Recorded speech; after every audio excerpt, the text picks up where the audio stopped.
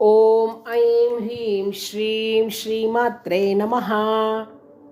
ಮಕರ ರಾಶಿಯ ಯುಗಾದಿ ಭವಿಷ್ಯವನ್ನು ಹೇಳ್ತೀನಿ. ಮಕರ ಅಂದರೆ ಮೊಸಳೆ.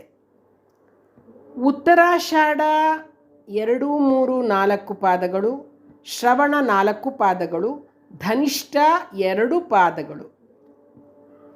ಇಷ್ಟು ನಕ್ಷತ್ರ ಪುಂಜಗಳು ಸೇರಿದಾಗ ಅದರ ಆಕಾರ ಬಂದು ಮೊಸಳೆ ರೀತಿ ಕಾಣಿಸೋದ್ರಿಂದ ಇದನ್ನು ಮಕರ ರಾಶಿ ಅಂತ ಕರೆದ್ರು. ನಾನು ಮೇಷರಾಶಿಯಿಂದ ಒಂದು ಮಗು ಹುಟ್ಟಲಿಕ್ಕೆ ಅಂದರೆ ಸೃಷ್ಟಿಯಾಗುವ ಹಂತದಿಂದ ಹಿಡಿದು ಪ್ರತಿಯೊಂದು ಹಂತವನ್ನು ಸಾಧನೆ ಮಾಡಿಕೊಂಡು ಷಟ್ಚಕ್ರಗಳನ್ನು ಭೇದಿಸಿ ಮುಂದೆ ಹೋಗ್ತಕ್ಕಂಥದ್ದು ಎಲ್ಲವನ್ನು ನಾನು ಒಂದೊಂದು ರಾಶಿಗೆ ಎಕ್ಸ್ಪ್ಲೈನ್ ಮಾಡ್ತಾ ಬಂದೆ. ಈ ರಾಶಿಯಲ್ಲಿ ಏನಪ್ಪ ಹೇಳ್ತಾರೆ ಅಂತಂದರೆ, ತೇಜಸ್ಸು ಮತ್ತು ಓಂಕಾರವನ್ನು ಧರಿಸಿಕೊಂಡು ಅಧಿಕಾರಿಯು ಧ್ಯಾನ ಮಾಡ್ತಾ ಇದ್ದರೂ ಕೂಡ ಪ್ರಬಲವಾದ ರಜೋಗುಣ ಶಕ್ತಿಗಳು ಪ್ರಾಪಂಚಿಕ ವಿಷಯಗಳನ್ನು ಬುದ್ಧಿಗೆ ತಂದೊಡ್ಡುವುದಲ್ಲದೆ ಇಂದ್ರಿಯಗಳ ಮೂಲಕ ಬಹಿರ್ವ್ಯಾಪಾರಕ್ಕೆ ಎಳೆಯುತ್ತೆ. ಎಷ್ಟು ಸಾಧನೆ ಮಾಡ್ತಾ ಇದ್ದರೂ ಕೂಡ ನಮ್ಮ ಮನಸ್ಸನ್ನು ಹೊರಗಡೆಯ ಒಂದು ಬಾಹ್ಯ ಪ್ರಪಂಚದ ಸಂಪರ್ಕಕ್ಕೆ ಬರುವ ಹಾಗೆ ಮಾಡ್ತಾ ಇರುತ್ತೆ. ಹೀಗೆ ಎಳೆದು ಎಳೆದು ಎಳೆದು ದೇಹ ಬಳಲುತ್ತೆ.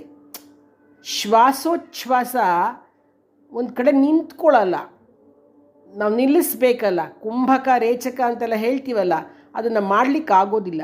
ಬುದ್ಧಿ ಧ್ಯಾನ ಮಾಡಲಿಕ್ಕೆ ನಾದ ಮತ್ತು ತೇಜಸ್ಸನ್ನು ಧರಿಸುವಿಕೆಯು ಅನೇಕಾವರ್ತಿ ತಪ್ಪಿ ಹೋಗಿ ಬಹಿರ್ಮುಖವಾಗಿ ಪುನಃ ಧರಿಸಿಕೊಳ್ಳಲು ಹೋಗಬೇಕಾಗತ್ತೆ. ಮಕರ ರಾಶಿಯಲ್ಲಿ ನಡೀತಕ್ಕಂತಹ ಧ್ಯಾನದ ಸ್ಥಿತಿಯಲ್ಲಿ ರಜೋಗುಣವು ನಾಶವಾಗತಕ್ಕ ಕಾಲವು ಸಮೀಪಿಸಿರೋದ್ರಿಂದ ಬಹಳಷ್ಟು ಘೋರವಾಗಿ ಉಲ್ಬಣಗೊಳ್ಳುತ್ತೆ. ಈ ವಿಚಾರವನ್ನೇ ಮಕರ ಅನ್ನೋ ಪದ ಹೇಳುತ್ತೆ ನೋಡಿ.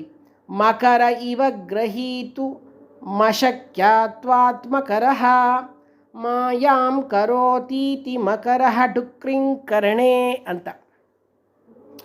ರಜೋಗುಣವು ಬಹಳ ಪ್ರಬಲವಾದ ಶಕ್ತಿಯಾಗಿ ಇಂದ್ರಿಯಗಳ ಎಳೆತವೆಂಬ ಬಾಯನ್ನು ಮಾಡಿಕೊಂಡು ಬುದ್ಧಿ ಮತ್ತು ಪಂಚಪ್ರಾಣಗಳನ್ನು ಮೋಕ್ಷದ ದಾರಿಗೆ ಬಿಡದೆ ಪ್ರಪಂಚದ ವ್ಯಾಪಾರಕ್ಕೆ ಎಳೆಯುತ್ತೆ.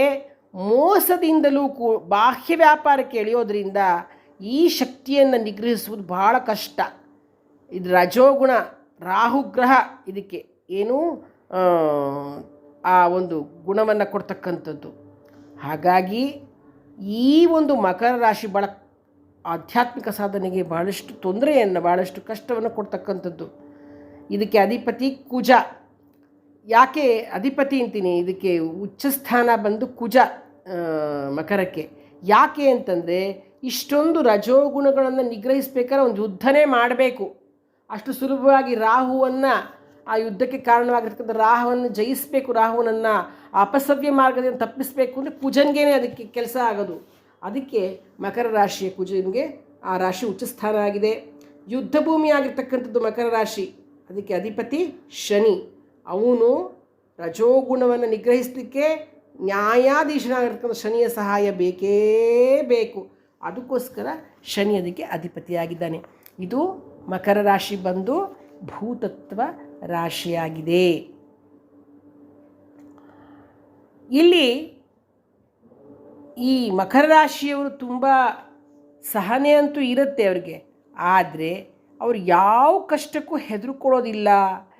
ಎಂತಹ ಅಡಚಣೆ ಬಂದರೂ ಕೂಡ ಅಂಜೋದೇ ಇಲ್ಲ. ಅವ್ರು ತಮ್ಮ ಕೆಲಸ ಗುರಿ ಮುಟ್ಟೋವರೆಗೂ ಕೆಲಸ ಮಾಡಿಕೊಂಡು ಜಯಿಸ್ತಾರೆ ಮಕರ ರಾಶಿಯವರು. ಮಕರ ರಾಶಿಯ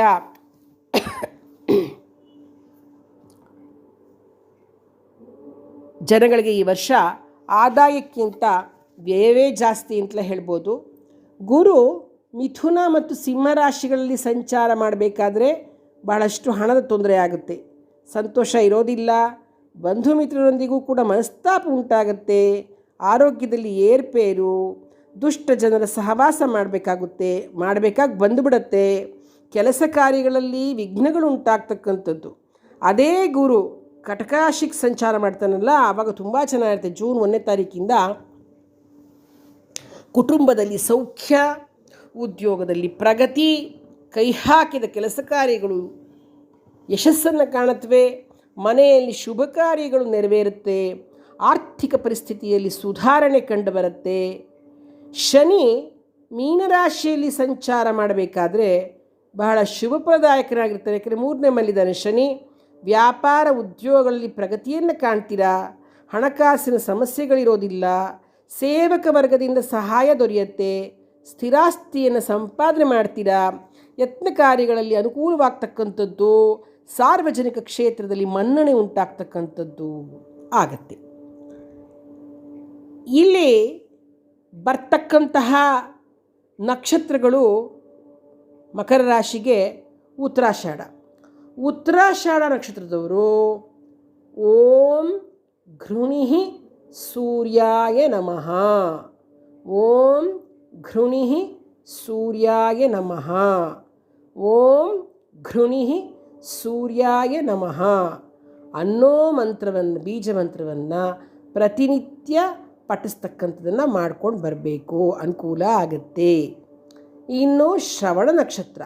ಶ್ರವಣ ನಕ್ಷತ್ರದವರು ಓಂ ಸೋಂ ಸೋಮಾಯ ನಮಃ, ಓಂ ಸೋಂ ಸೋಮಾಯ ನಮಃ, ಓಂ ಸೋಂ ಸೋಮಾಯ ನಮಃ ಈ ಬೀಜ ಮಂತ್ರವನ್ನು ಪ್ರತಿನಿತ್ಯ 108 ಬಾರಿ ಪಠನೆ ಮಾಡ್ತಕ್ಕಂಥದ್ದನ್ನು ಮಾಡ್ತಾ ಬಂದರೆ ಬಹಳಷ್ಟು ಮನಸ್ಸಿಗೆ ನೆಮ್ಮದಿ ಸಿಗ್ತಕ್ಕಂಥದ್ದು. ಧನಿಷ್ಠ ನಕ್ಷತ್ರದವರು ಪ್ರತಿನಿತ್ಯ ಓಂ ಅಂ ಅಂಗಾರಕಾಯ ನಮಃ, ಓಂ ಅಂ ಅಂಗಾರಕಾಯ ನಮಃ, ಓಂ ಅಂ ಅಂಗಾರಕಾಯ ನಮಃ ಈ ಮಂತ್ರವನ್ನು ಪ್ರತಿನಿತ್ಯ 108 ಬಾರಿ ಪಠಿಸೋದ್ರಿಂದ ಬಹಳಷ್ಟು ಶುಭ ಫಲಗಳು ನಿಮಗೆ ಕಂಡುಬರುತ್ತೆ. ಶುಭಮಸ್ತು.